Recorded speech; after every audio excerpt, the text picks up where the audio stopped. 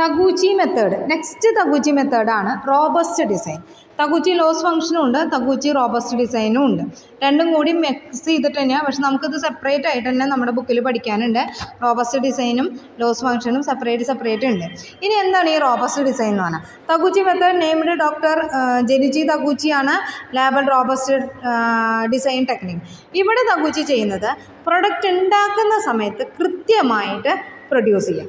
അതായത് അത് കഴിഞ്ഞിട്ട് പിന്നെ കംപ്ലൈൻറ്റ് വരുന്നതൊക്കെയാണ് നെക്സ്റ്റ് പറഞ്ഞത്, ലോസ് ഫംഗ്ഷനിൽ പറഞ്ഞത്. ഇവിടെ നമ്മൾ പ്രൊഡക്റ്റ് ഉണ്ടാക്കുന്ന സമയത്ത് എൻജിനീയറിങ് റോബസ്റ്റ് ഡിസൈൻ എന്ന് പറഞ്ഞാൽ ആ ഡിസൈനിൽ പെർഫെക്ഷനായിട്ട് നമ്മൾ ഡിസൈൻ ചെയ്യുക എന്നുള്ളതാണ്.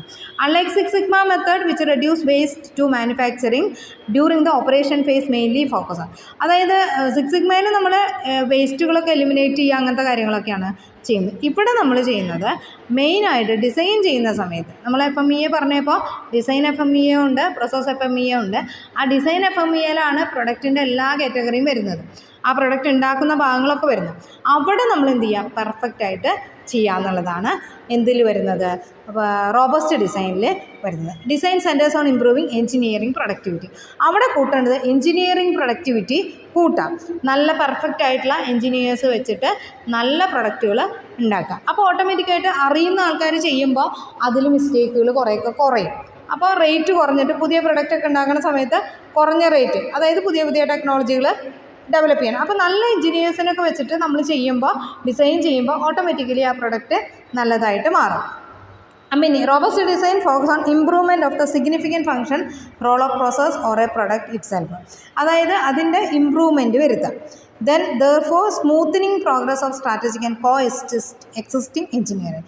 ഇവിടെ നമ്മൾ മെയിനായിട്ട് കോൺസെൻട്രേറ്റ് ചെയ്യുന്നത് എഞ്ചിനീയറിംഗ്, ആ പ്രൊഡക്റ്റ് ഉണ്ടാക്കുന്ന സ്ഥലത്താണ് മെയിനായിട്ട് കോൺസെൻട്രേറ്റ് ചെയ്യുന്നത്. The Taguchi approach rooted on so called energy transformation method for engineering system like electrical, chemical, mechanical and like. ഇവിടെ തഗുച്ചിയുടെ മെയിനായിട്ട് എഴുതേണ്ട ഒരു point, the Taguchi approach rooted on so called energy transformation method engineering systems electrical, chemical, mechanical. അവിടെയാണ് it is a unique method make use of ideal function of process of product contrast to convention approach. അപ്പോൾ ഇവിടെ നമ്മൾ ആ കൃത്യമായിട്ടുള്ള system പാലിച്ചിട്ട് കൃത്യമായിട്ട് അങ്ങനെയുള്ള mainly concentrate on symptom analysis, എന്തെങ്കിലും പ്രശ്നങ്ങളുണ്ടോ എന്നുള്ള ആദ്യം തന്നെ ചെക്ക് ചെയ്ത് നോക്കിയിട്ട് ക്വാളിറ്റി അഷ്യൂർ ചെയ്തിട്ടുള്ള ഒരു ഡിസൈൻ നമ്മൾ ചെയ്യുന്നു. ആ ഡിസൈൻ എന്ന് പറയുന്നതിൽ പ്രൊഡക്റ്റിൻ്റെ എല്ലാവിധ ഫീച്ചേഴ്സും വരും. അതായത് അതിൻ്റെ ഷേപ്പോ സൈസോ കാര്യങ്ങളല്ല ഡിസൈൻ എന്ന് പറയുന്നത്, പ്രൊഡക്റ്റിൻ്റെ എല്ലാ സമ്മായിട്ടുള്ള, അതായത് ക്വാളിറ്റി, അതിൻ്റെ ക്വാണ്ടിറ്റി, അങ്ങനെയുള്ള എല്ലാ കാര്യങ്ങളും ചേർന്നാണ് ഈ പ്രൊഡക്റ്റിൻ്റെ ഡിസൈൻ എന്ന് പറയുന്നത്. അപ്പോൾ to ensure guarantee customer satisfaction, ഒന്ന് ഡിസൈൻ ചെയ്യുമ്പോൾ കസ്റ്റമർ സാറ്റിസ്ഫാക്ഷൻ ഗ്യാരണ്ടി ചെയ്യണം. ദെൻ അതോടൊപ്പം തന്നെ എഞ്ചിനീയറിംഗ് കോൺസെപ്റ്റും മാച്ച് ആവണം. അത് നമ്മൾ മുന്നേ പറഞ്ഞതാണ്, എഞ്ചിനീയറിംഗ് ഇതിലേക്ക് കൊണ്ടുവരുന്നതാണ് ഡിസൈൻ എന്ന് പറഞ്ഞാൽ.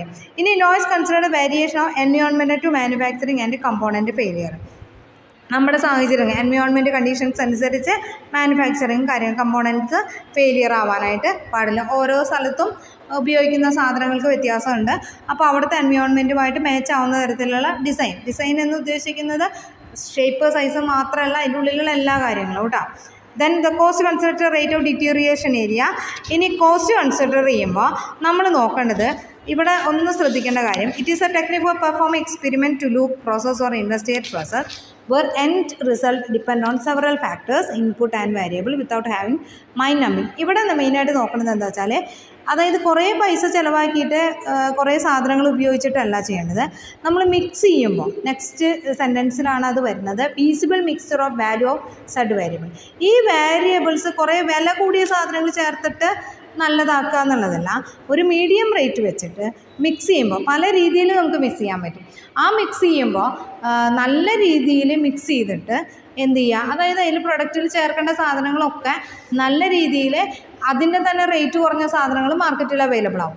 അത് വെച്ചിട്ട് മിക്സ് ചെയ്തിട്ട് കോസ്റ്റ് കുറച്ചിട്ട് ഇൻഡിവിജ്വൽ എഫക്റ്റ് പോസിബിൾ. ഇവിടെ പറയുന്നത് ഇതാണ്, കോസ്റ്റ് കുറച്ചിട്ട് പ്രൊഡക്റ്റിന് ഡിസൈൻ ചെയ്യുക എന്നുള്ളതാണ്. അപ്പോൾ അതിൽ എല്ലാതും എന്ത് ചെയ്യാൻ പാടില്ല, അതിൻ്റെ investigate process where end result independent on several factors input and value without having mind നമ്മിങ്. അതായത് ഇവിടെ നമ്മൾ ഒന്നും കണ്ണടച്ചിട്ട് അതിന് പറ്റിയ സാധനങ്ങൾ ഇതൊക്കെയാണെന്ന് വിചാരിച്ചിട്ട് അങ്ങനെ ചെയ്യാൻ പാടില്ല.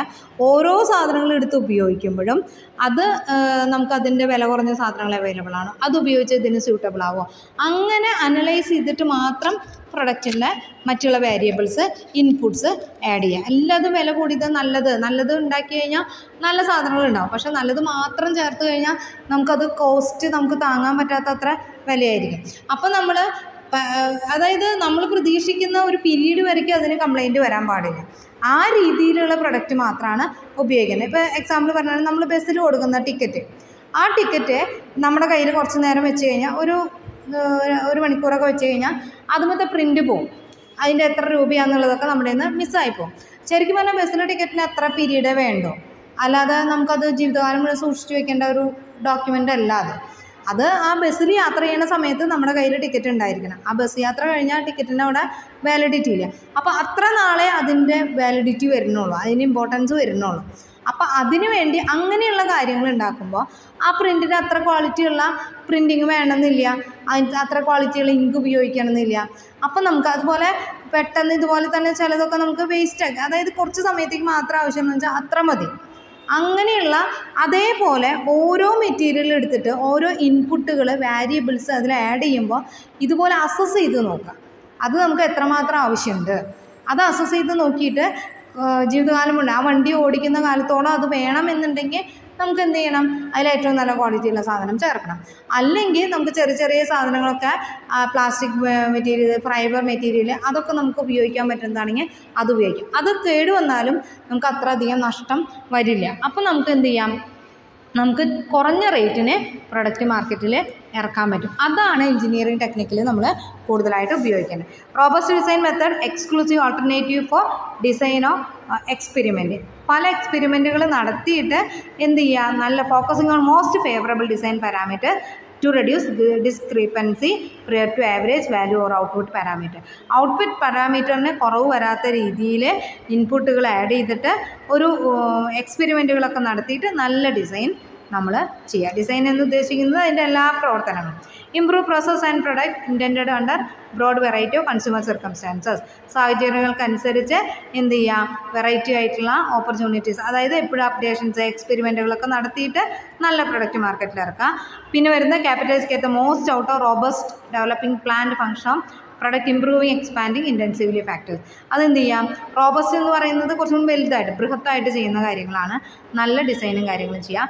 Develop formulas and process product arrive performance decide reduce cost കുറയ്ക്കുന്ന രീതിയിലുള്ള ഫോർമുലകൾ അത് മിക്സ് ചെയ്യണതൊക്കെയാണ് പറയുന്നത്. പ്രൊഡക്റ്റിൻ്റെ ചില കെമിക്കൽസ് കാര്യങ്ങളൊക്കെ മിക്സ് ചെയ്യുമ്പോൾ കുറഞ്ഞ റേറ്റിന് നമ്മൾ ചെയ്യാനായിട്ട് പറ്റുക. Make designer easier and processor reduce cost. എപ്പോഴും റെഡ്യൂസ് കോസ്റ്റാണ്. ഈ 6 സിഗ്മയിൽ പറയുന്നത് എലിമിനേറ്റ് കോസ്റ്റ് തന്നെയാണ്.